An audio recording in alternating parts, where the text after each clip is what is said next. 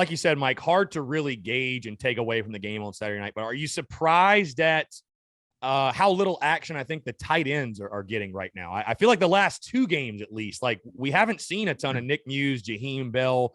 EJ Jenkins hasn't even touched the football yet. Yeah. I mean, again, hard to gauge against Georgia, but again, it's become more than a single game trend, if you will. Is that surprising at all? I don't know.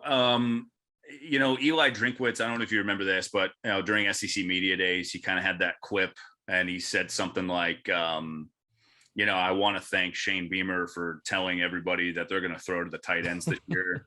Right. So maybe giving away a little too much. I don't know if that's necessarily true, but I do know that defenses are keyed in on the tight ends because they know that Beamer wants to make that a big part of their offense. But I think it's opened up, the lane for guys like, Josh Van and Dad. Saw a lot of single coverage on the outside. So I think that's for sure, man. And it'll be interesting to see if Kentucky goes with that model, because Muse could have a pretty big game.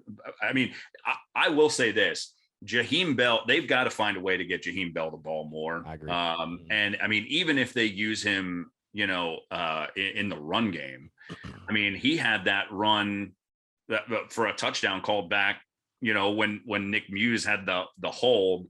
But you just see what a phenomenal athlete he is. So I mean, every game I think they need to find a way. I mean, whether they line him up at tight end, receiver, or running back, like they got to find a way for him to get the ball. Like, I don't care what you call him. Like, just call him, a skill player, because he's phenomenal. But yeah, I am a little surprised that they didn't necessarily go to the tight ends maybe a little bit more on Saturday night. But again, I think it worked out well for 2 receivers anyway. Yeah.